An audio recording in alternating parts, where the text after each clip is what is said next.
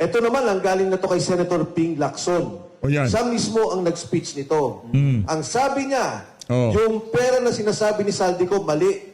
Yung perang yon ay delivery ni Adrian Bersamin at saka ni Yusek Traigib Olaybar.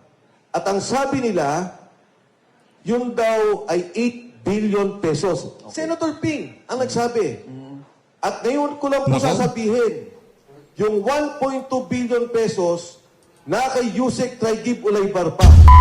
Wala ho tayong maraming pag-uusapan dito sa video na to. Bababaran ho natin ang press con itong si Sen Mike Defensor. Pero bago yan, sa like at sa subscribe, masaya na ho tayo dyan. At sa mga gusto sumal sa ating community, yung join button nandyan lang ho sa baba. Ito na, re-recta na ho tayo. Napakaagang press con ito. March 19, 2026. Ito, panoorin ho natin mga kababayan. Game!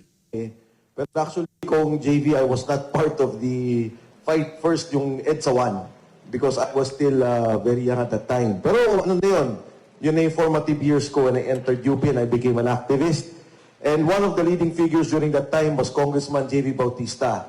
Siya po yung aming abogado pag may problema yung mga estudyante, lalo na ho sa kilusan ng, sabihin na natin po, mga aktivista during that time. Si Kong J.V. po was one of the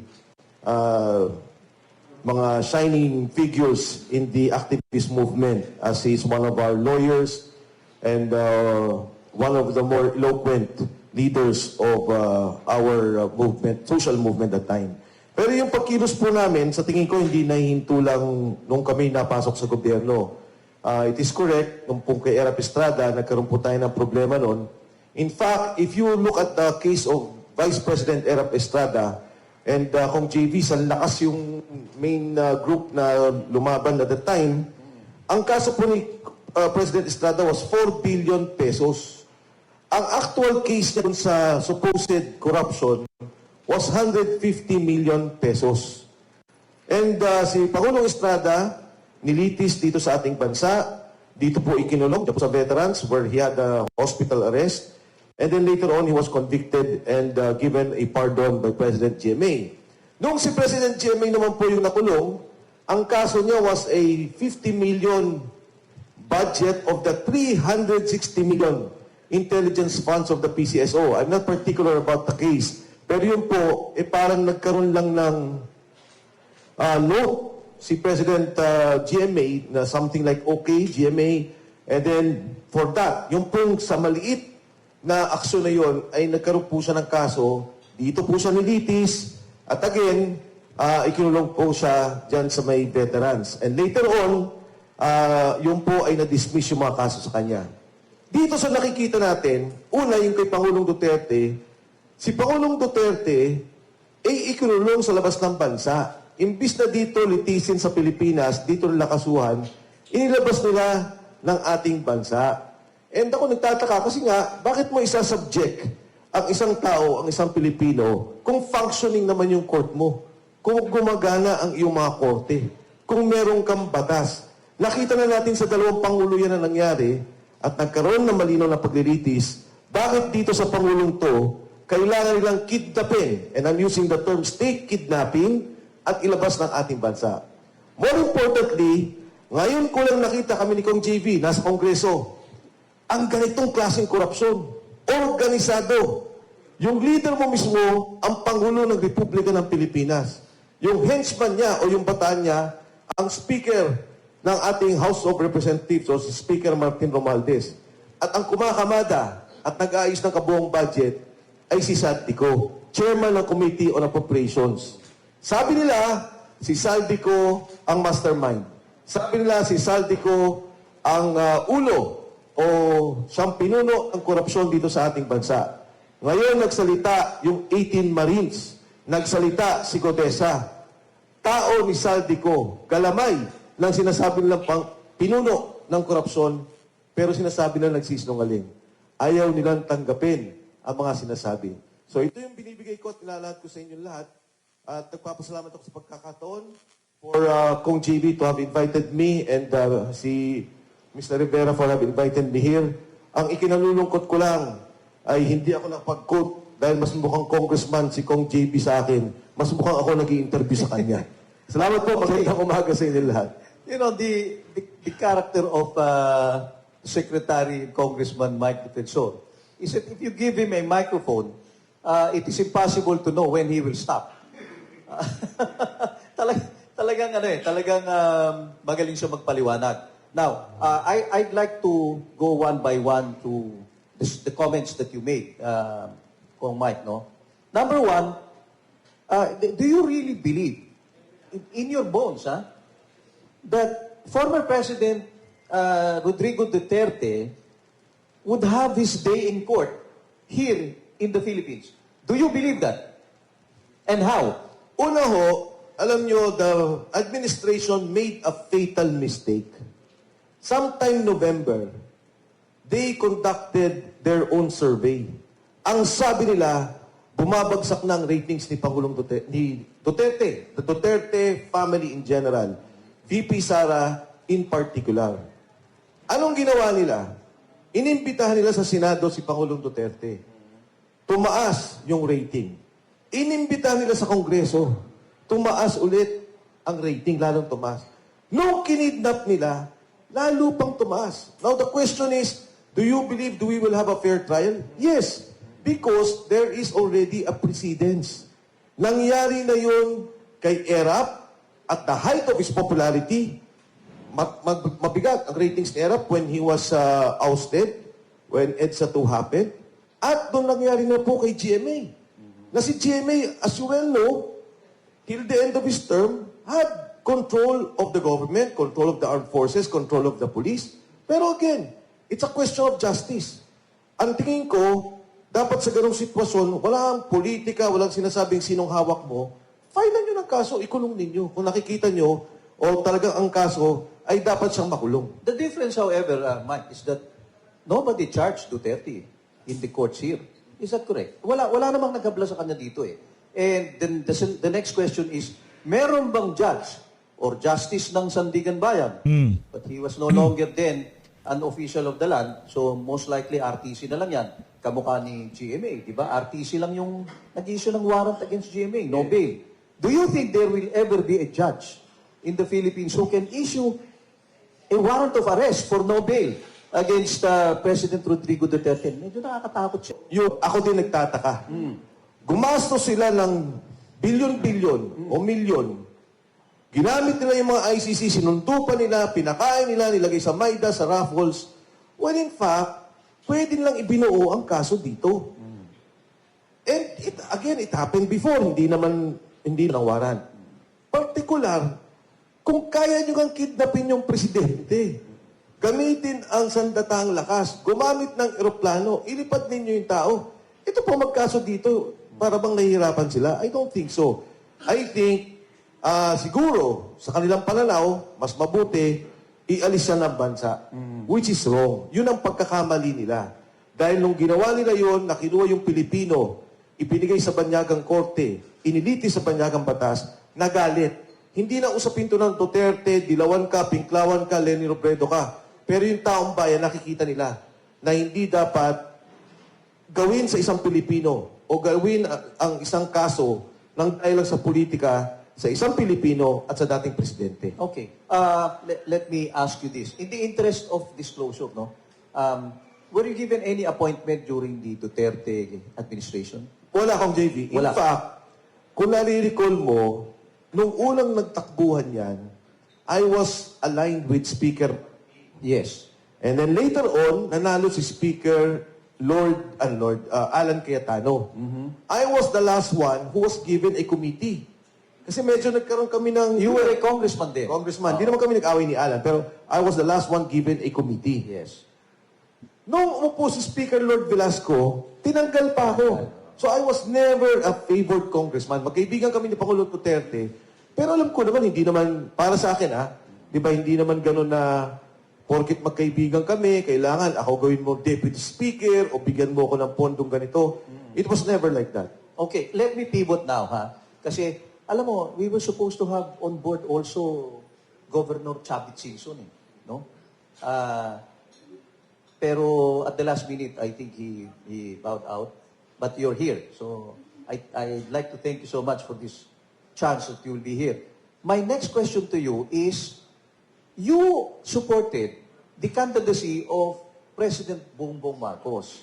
Di ba? In 2022. So did Manong Chabi. Yes. I think that was something that you had in common.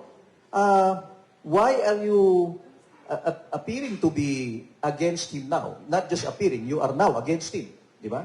Kasi itong mga actions na ginagawa mo lately could be prejudicial to his administration. Yes. Can you tell us the background, Mike? Well, una kong JV, nung nag-usap kami ni Pangulong Marcos in 2022, ang talagang buong akala ko, at siguro maraming Pilipino, na talagang magkakaroon ng redemption, aayusin yung kanilang pangalan.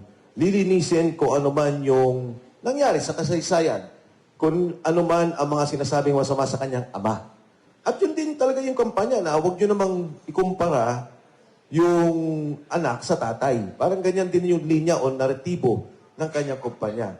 Nagsama sila ni Vice President Inday Sara Duterte at nagkaroon ng unity team. In fact, ang unang interview niya noong Enero, kaming dalawa.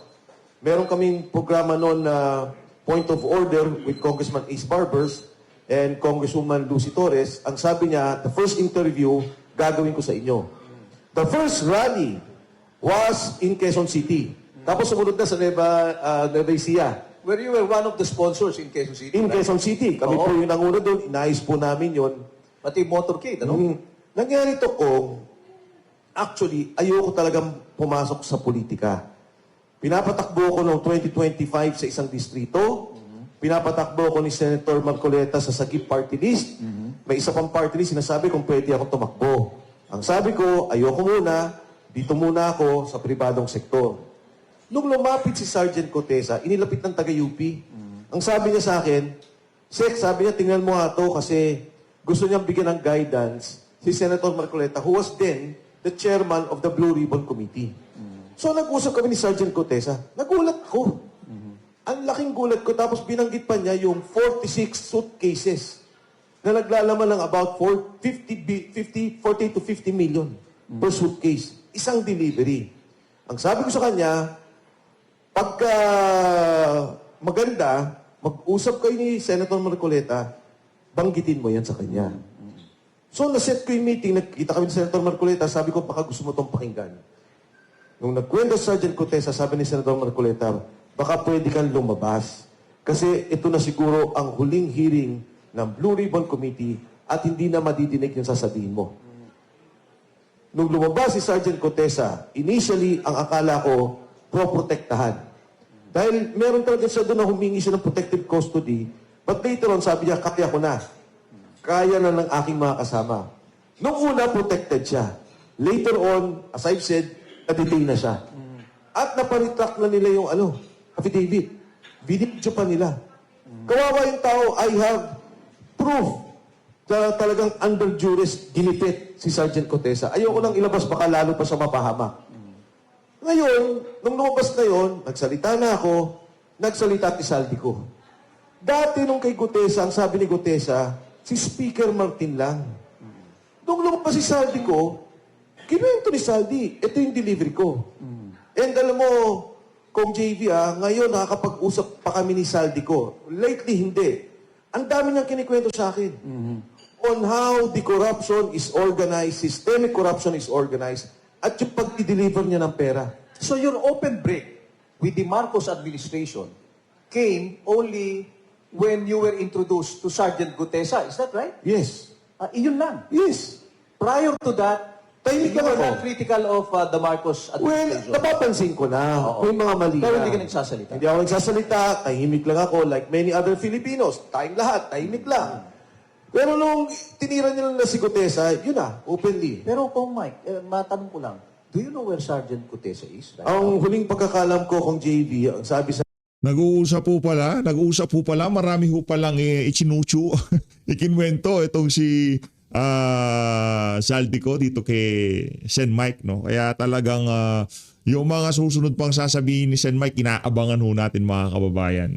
Pwede kaya natin makakwentuhan itong si Sen Mike para makita natin, malaman natin kung ano pa yung mga kinwento sa kanya ni Saldi ko. sa akin ng makasama, safe daw siya sa probinsya, sa isang probinsya. Okay. So hindi ko na inalam. Ang sabi nila, okay naman siya. Kasi yun lang naman ang akin eh. Alam mo, syempre, konsensya ko rin. Kaya nga yung 18 Marines, sabi ko, hindi ako papayag na magawa ninyo yung ginawa ninyo kay Gutesa. You have no intention to assist Sergeant Gutesa to come back to the Blue Ribbon Committee to testify. Ang hirap kong JB na i-trigger yon kasi hindi ko alam kung sino nakapaligid sa kanya. Okay. Baka mamaya, kunyari lang, mag-file tayo sa korte Oo. ng writ of amparo o writ of habeas corpus. Baka may matrigger na hindi natin gusto eh. Mas gusto ko ng tahimik na lang. So, for all intents and purposes, yung issue ni Gutesa is now a set-aside issue. Wala na yan.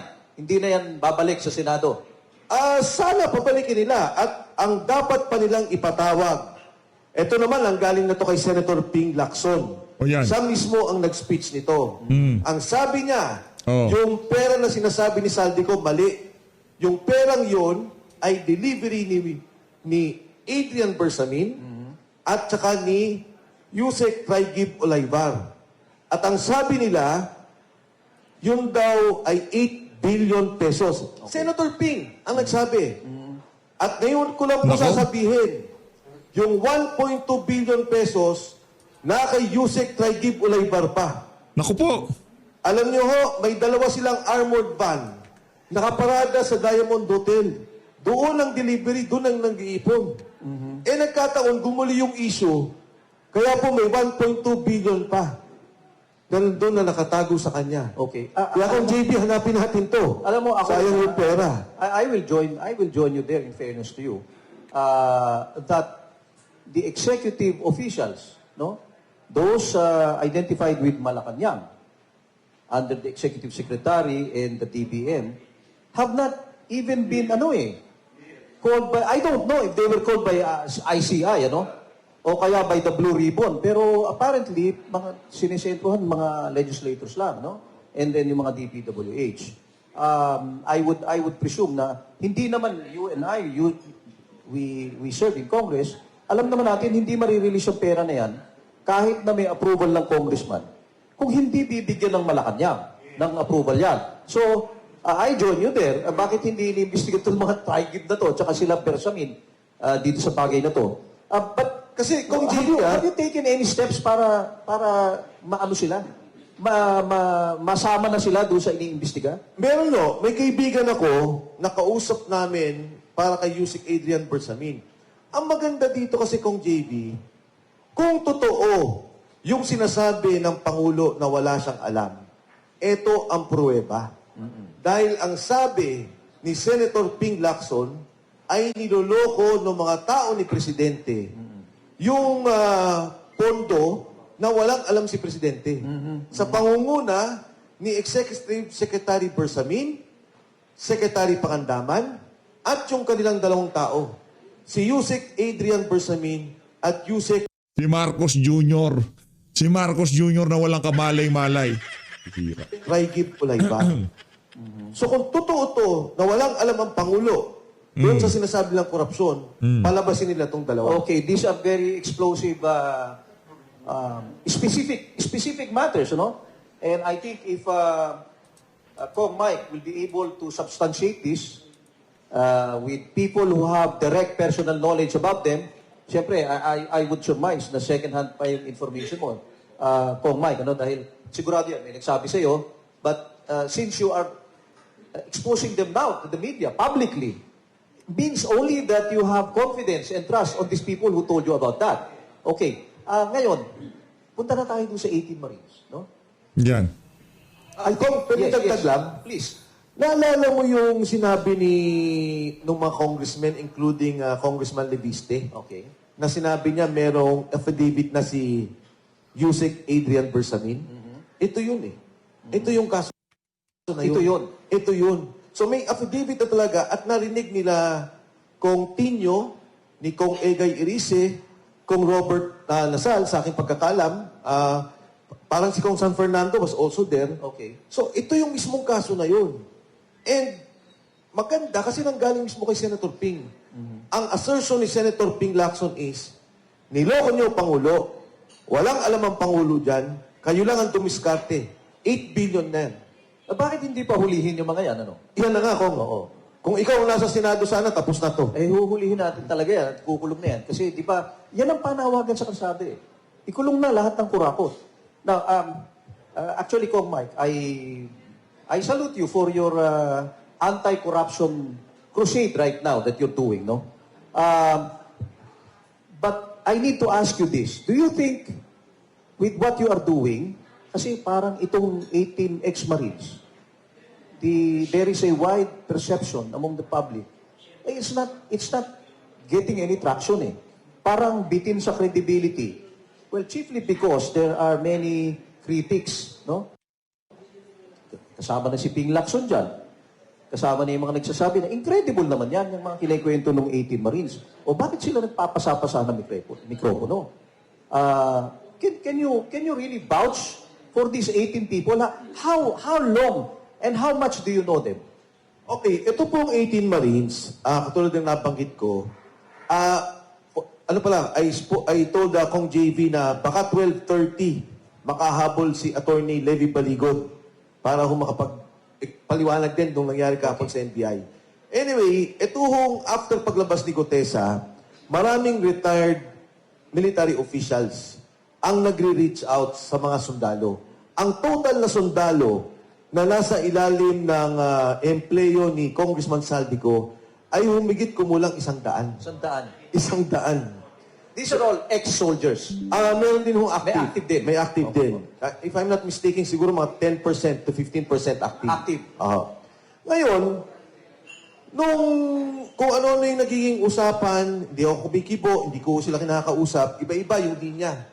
Eventually, si Attorney Levy Baligod and I spoke, sabi niya, may mga sundalo na magsasalita. Nag-uusap kami, matagal nung napag-uusap yun. Sabi ko, ikaw nang bahala, Attorney Levy, kayo na mag-usap. So, nung bago na sila lalabas, doon na ako pumasok. Na, sige, Attorney Levy, ano yung maitutulong ko? Kasi total naman, at the onset, parang inaayos nila yung kanilang affidavit yung kanilang kwento. Totoo ba yung mga sinasabi ng mga marino? Alam nyo, di ba, Kong JB, sa lahat ng mga kaso, malaking pundasyon o malaking batayan ang motivasyon, ang motivation.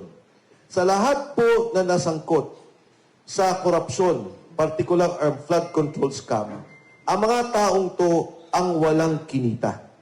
Hindi sila DPWH official, hindi sila DPWH contractor, hindi sila congressman, hindi sila senador. Wala sila sa kabinete. Lahat ng to may sinasabi na delivery ng pera. Nung nakita nila si Kong Saldico na tinuro ng gobyerno, mastermind, nakita nila, ito pala yung nangyari. Ito pala yung pera. Sumunod na lumabas ay si Gutesa. Na, ito na, sinabi na yung nangyari. Saldico, sabi niya, totoo yan. Nag-deliver, sabi niya, may 100 billion kay Presidente, so on so forth, may mga delivery. Itong mga sundalo, Kong JV, pagka nakakwentuhan mo, simple ang kwentuhan Kunyari, yung unang mainit na issue, Congressman Laila de Lima, ano ba nangyari? Nabigyan daw Nabigyan. Opo, nandun kami kasi kami ang nagdadala kay Speaker Martin. Ngayon ko lang nalaman na may 2 units na si Speaker Martin. Akala ko nung una, isa lang. Sabi na 2 units. Sa Forbes ba yan? Sa Forbes. Sa Forbes. You mean, 2 residences? 2. Oo. Noong una, isa lang Parang apartment lang Hindi ito apartment. Parang ano siya yung These are houses. mga townhouse units sa Forbes. Okay. Malalaki. Okay, sa Forbes. Pero Oo, malalaki. malalaki. Okay. Hindi sa bahay. So doon nagdidelibera ng pera. At ilang beses na nakita si Congresswoman Laila de Lima.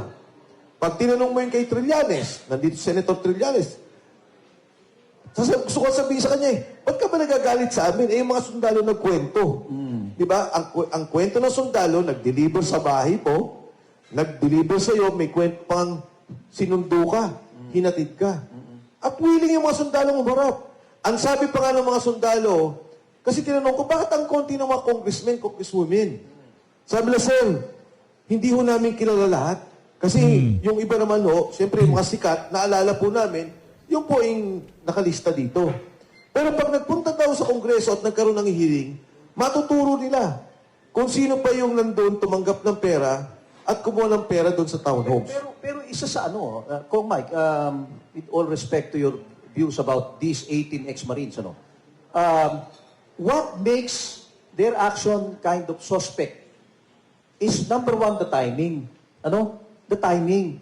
Bakit hindi sila lumabas nung kasagsagan ng mga investigasyon?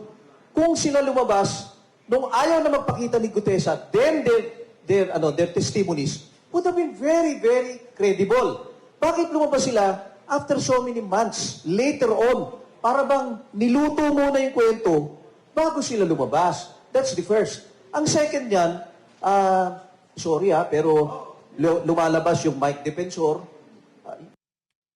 You're not an Ngayon, ordinary... maganda yung mga tanong ho niya, maganda. Sa totoo lang, maganda yung mga ganyang klaseng tanong. Bakit? Kasi yan yung mga argumento ng mga dilawan at tinklawan. Mas maigi ng mapag-usapan na yan, di ba? person. Hindi ka naman simpleng mamamayan lang kung Mike. You were once a very powerful cabinet secretary.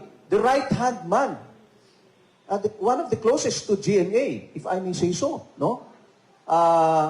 Pagkatapos, lalabas si General Esperon.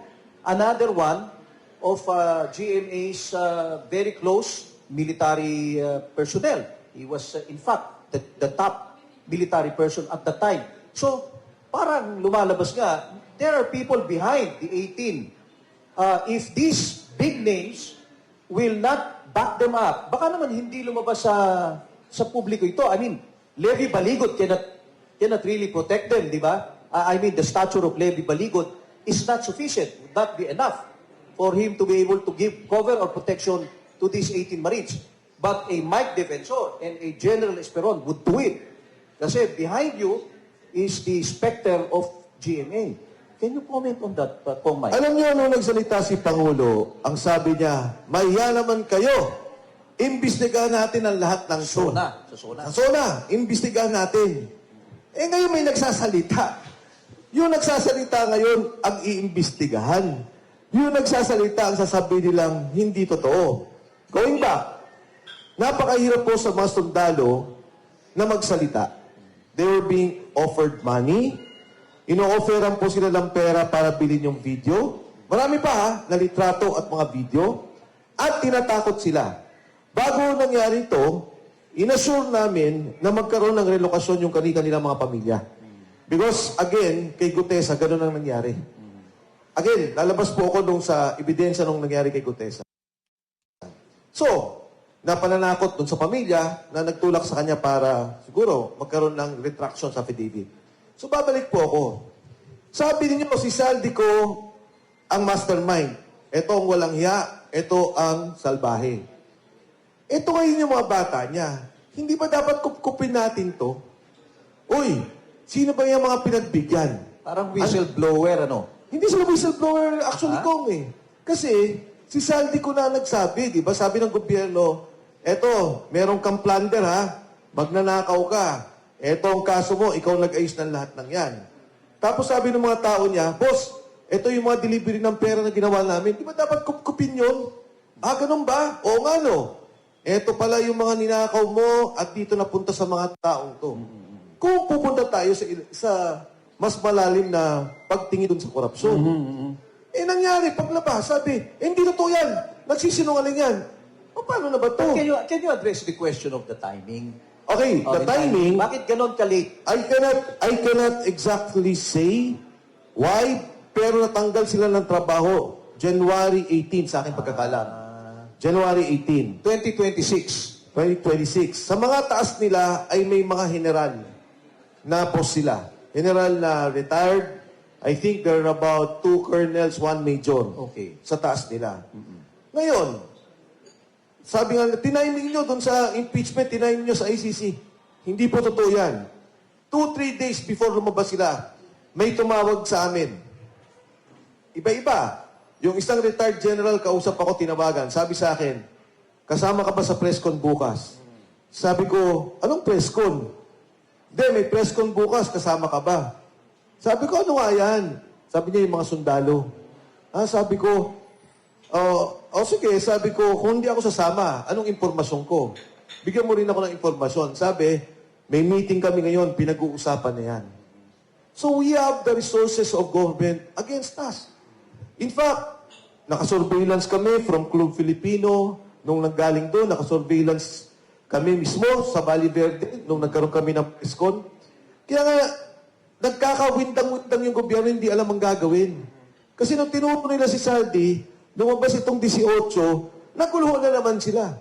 Pag lumabas na naman si Adrian Bersamin at lumabas si Yusek Traigip Ulaybar, ang gulo na naman. Kasi nga from day one, may mga pinagtatakpan sila. Correct. Dapat i-open nila yung buong investigasyon. I agree in principle to what you're saying, but isn't it the reason why you are getting a very difficult time? You're having a difficult time being able to introduce these people in evidence against yung mga pinagbibintangan nila is precisely because may pagtingin yung iba and na brand na yung buong enterprise na yan as a destabilization plot. Is that not the case? How do you see it? Pagdating po sa ombudsman at saka sa NBI, their job or their mandate is not to determine a destabilization. That's Their the military's job role. and the mandate, yes. Yes. Ang mandato po nila, tingnan kung may krimen. Sa ombudsman, kasuhan ng mga opisyal ng gobyerno na involved sa korupsyon, sa plunder ng pondo. Sumulat ka ngayon, nangyari na ngayon sa Quezon City, may sumulat, sabi niya, oy, may nangyayari sa bigayan ng tupad, binabawasan yung bigay sa amin. Yung opisyal na yun, nagkakaso na sulat lang yun. Kasi upon verification of facts, may nakita sila, oo nga, may nangyayari ng gano'n. Ito, pinirmahan, notaryado, may litrato, may video. Ayaw nilang tanggapin. Di ba? Ayaw nilang pag-usapan. Pagdating namin sa NBI, ano sabi sa amin? We want to establish your credibility. Anong credibility? Abogado pa kayo ng akusado? Di ba dapat? Pagdating natin korte, doon nyo kami sabihan na, hindi, politika yan, si Mike nasa likod yan, ganun. Pagdating pa lang doon, sabi, establish your credibility. Ano ba to? Kayo na ba ang kalaban namin? Kayo na ba ang abogado ng mga akusado? Alam mo, tingnan mo to, Kong JV, tingnan mo. Isa sa mga litrato, di ba? Sabi nila, Ang dami palang litrato, no? ang dami. May aeroplano pa. Kasi nga may mga delivery abroad eh. Eto, pinapasok sa mismong unit. Eto, bayan yan eh. Ni Nako. Speaker Martin eh. Yung taas na yan. Yeah, I believe Speaker Martin Romualdez has a lot to answer for this. Ha? Ayan. Kasi naniniwala ako na hindi mangyayari itong flood control scandal na to na hindi alam ni Speaker Agree. Martin. Agree. Di ba? Si Oo. Speaker Martin, it cannot be cut off at Saldico's level. Opo. I think hindi naman siya ini-implicate. Not by the Blue Ribbon, not by the ICI. Medyo fishy nga naman yun. Sige, please continue, So, Kong Mike. Ito yung sa ICI. Di ba? Bakit may report sa ICI? Kasi, ayan o, kasama nila mismo, yung mga ICI. Ito, nagatid sila sa Makati, sa Chantal. O bakit sila na may ganito? Kasi nagre-report sila eh. ICI?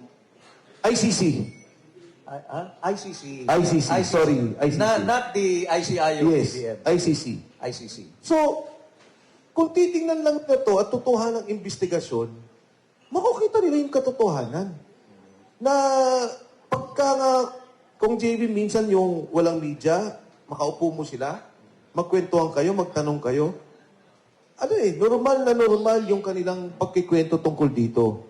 Bumabalik ako dun sa punto na kung si Saldico ang kriminal, ito ang galamay, ito may ebidensya, dapat kung sincero ang gobyerno, tingnan nila itong ebidensya. Huwag nilang itrato na itong 18 ay kalakban nila. Kung sincero ang gobyerno. Ngayon, kung hindi naman sincero ang gobyerno at sila mismo takot na baka maungkat yung mga hindi dapat maungkat, naintindihan ko yung ginagawa nila. Kong Mike, I have to be candid ha. Kasi last week in our the agenda forum, we had on board your nemesis, former Senator Sani Trillanes. Ha? Naman nemesis. Hindi mo siya nemesis. Betanwa. Anyway, ang sabi ni Senator Trillanes, these 18 Marines and their lawyer have been given consideration for what they're doing. meron daw nagpondo ng malaki. Ano? And he made a fearless forecast during that time, during that interview, na isa o dalawa dito sa 18 Marines babaliktad. That was what he said. Yes. Oo. Ako hindi ko inaalis na maraming maaaring pwedeng mangyari. Ang sa akin lang, kaya nahihirapan si Senator Trillanes, kasi nga may pagtatakip. Kung sinabi na niya noong una pa lang, totoo, kasama ako sa mga tumutulong sa investigasyon bilang pribadong individual tungkol dito sa sinasabi lang EJK case or crimes against humanity ni Pangulong Duterte, baka natapos na yung kwento. Ang dami niyang tinatago. Sabi niya, hindi totoo. Sabi bigla ni Ombudsman Boying, hindi totoo, nag-usap kami ng ICC. Yun ang mabigat. Ngayon ako, wala akong tinatago, open. Ito yung sinabi ng mga sundalo, tumutulong ka ba? Tumutulong ako. Sabi doon sa akin, alam ko kinunan lang ng litrato yung sasakyan ko. Sabi nila. Yung van daw yung van. mo Oo. Kaya nga, ang akala siguro nila, magtatago ako. Oo. Ba't ako magtatago? Totoong tumutulong ako. Ngayon, alam mo kung JB, yung asawa ko, lahat ng mga bahay, yung mga kotse, ari-arian, nakalagay sa pangalan niya. Siguro iniisip ng asawa ko, pag naghiwalay tayo, nasa pangalan ko lahat. Bakit mo naman yun sinabi? Hindi, iba kayo nang iniisip niya. Hindi ngayon, siya magkakakaso. Hindi ako. Hindi siya magkakakaso. So, let me just ask you this, kung Mike, sa tingin mo ba, matibay yung 80 na yan? Yung fearless forecast ni Senator Trillanes na baka merong isa o dalawa bumaliktad dito, sa tingin mo hindi mangyayari? Ako, maaari mangyari. Maari. Si Gutesa nga bumaliktad ito, may kwento ko sa'yo. Si Gutesa? Are you saying bumaliktad na talaga siya? Yes. O nagtatago lang? Hindi, bumaliktad. Bumaliktad na? Kasi kung JB ganito nangyari. Sige. This is interesting, So, nung umalis si Senator Marcoleta, nung ginagawa yung affidavit, umalis si Senator Marcoleta, sabi niya sa akin, Sir, sabi niya, anong tingin mo mangyayari? Sabi ko, alam mo, Sarge, gigipitin ka nila. Iipitin ka nila at sisiraan ka nila. Sabi niya, Sir, wala naman siguro silang isisira sa akin. Sabi ko, may pamilya ka ba sa labas? Baka may tinatago. Hindi, Sir, wala po. Kamusta mga anak mo? Sabi ko, Sir, malalaki na pero nag-aaral pa rin. Pero okay naman sila. So sabi ko, yun naman pala Sabi ko, yan, yung mga bagay na kailangan nating tingnan. Tapos sabi niya, Sir, ano pa tingin mo mangyari? Sabi ko, magiging kasing sikat ka ni Senator Marcoleta. Dinagtawanan pa kami. Sabi niya, Sir, ayoko ng ganon. Noong nandun na siya sa Marines, kung saan man siya nilagay physically compound, pinapirma na siya ng retraction ng affidavit. Nung pinapirma siya, pinaulit pa yun na binidyo siya. Paano ko alam? Kasi may sinabihan siya na pinasabi sa akin. So, hindi ako magtataka. Hindi ka magtataka. Before we go into the question and answer, kasi meron na mga gustong magtanong sa'yo, I'll just have two more questions to you. Yung first question, the impeachment of VP Sara Duterte, do you have any position on that? Do you think it should proceed? If you were a congressman now, would you vote in favor of an impeachment? Ang impeachment ni VP Inday Sara ay politika. When we say politika, di ba, impeachment is not just a legal but a political process. Ang proseso ng political as defined in our Constitution is because yung taong to, wala na. As an official, hindi na siya makafunction, wala nang pagtitiwala ang institusyon, nakakasama na sa bansa. Politika, sinasabi ko, yung eleksyon ng 2028, gusto nila matanggal si VP Inday Sara para wala na silang kalaban. Ngayon, ang main case nila was the COA findings. Sabi nila, Confidential and Intelligence Fund, sabi niya, 125 million.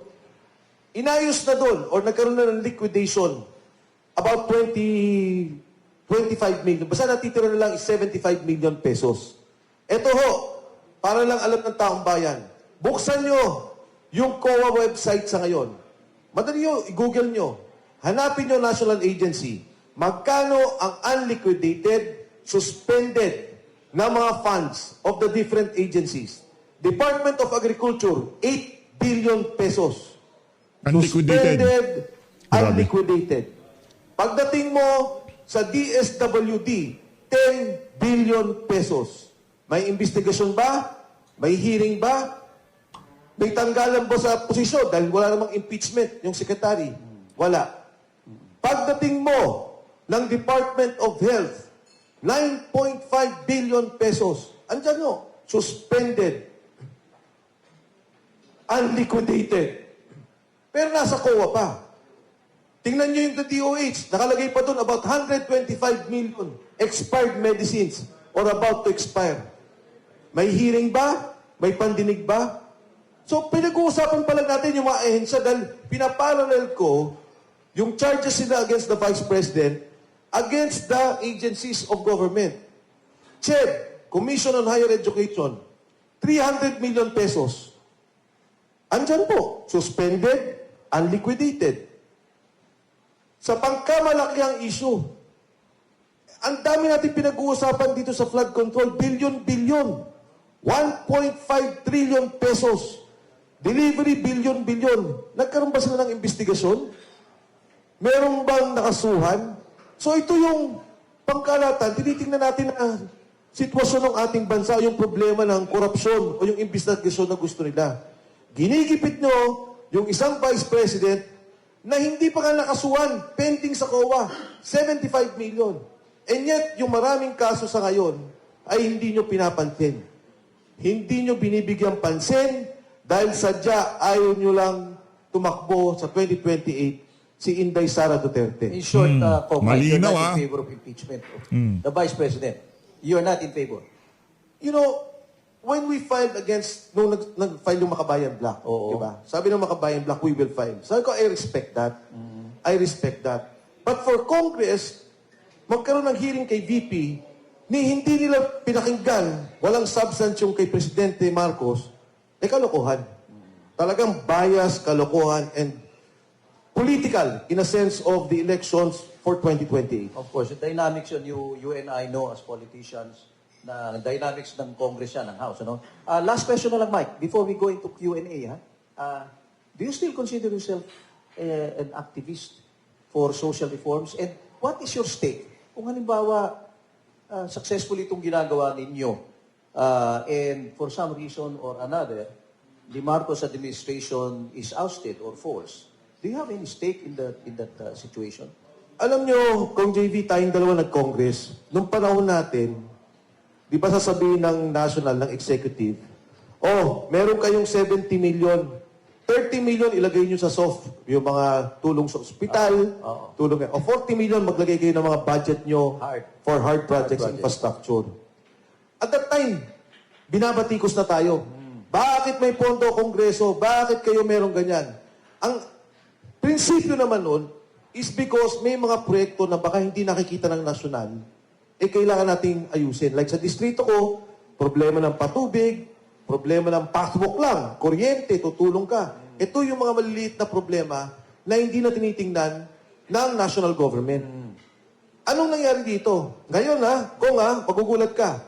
Congressman, lahat kayo, tig-2 billion pesos. Insert na lang. Wala na CDA. Hindi na insertion. Simula pa lang. Sa National Executive Program pa lang, What do they call that now? yung parametric formula. Okay. So, ang DPWH, bago pa siya gumawa ng budget, tatanungin niya yung mga congressmen, tig 2 billion kayo. For DPWH. For DPWH. Ito yung kinoconsider during our time na hard. Hard Yes, CDF but yan nung can araw, you diba? imagine, ang punto mo 700 billion pesos, ang napupunta na kaagad sa Kongreso. Sa mga distrito, 4 billion pesos. 400 billion pesos. Anong epekto niyan? Ngayon, nagka-problema tayo. Subway, dapat tapos na ng 2028. Dapat ngayon, pwede na tayong parang Hong Kong, Japan, bumabiyahe. Ginawa nila, kinuha yung pondo ng subway, inalagay sa unprogrammed allocation. Pagkatapos, yung kinuha nila, ayun, flood control, ang ginawang proyekto. Okay, Kong Mike, baka maubusan tayo oras, no? Sabi ko nga, if you give Kong Mike a microphone, it's almost impossible to know when he will stop. Mike Defensor is now ready to field questions from Yan. our friends in the media. So, Ayun na nga mga kababayan, ipaparto ho natin yung Q&A na yan. Kumbaga ilanatag pa lang natin kung ano yung mga punto de vista nitong si Senator Mike Defensor. Na ika nga kung bakit tayo umabot sa ganito. Kailangan pang lumabas ng 18 Mar. Ayaw nilang paniwalaan si Master Sergeant Ordecotes. Sinigundaan ni Saldico, ayaw pa rin paniwalaan. Sinisiraan. Uwi daw ho siya dito. Ayaw naman pa uwiin. Anak ng toko. Anong mangyayari dito sa usapin na to? Lumabas yung 18 Mar, pinagkakasuhan. So always, maraming salamat po sa pag-support sa Page Update. Hanapin ho natin yung 1.2 billion na nakay Trigib Olivar pa daw would be umano. Pero sa tingin natin, wala na kay Trigib yan. Na-i-deliver na ni Trigib yan. Ano kung to, kailangan naman paparada sa bahay ni Trigib yan. I-deliver na ho yan. Dali lang i-deliver yan. Easy lang yan. Veteranong mag-deliver ng pera yan. Mahalin ho natin.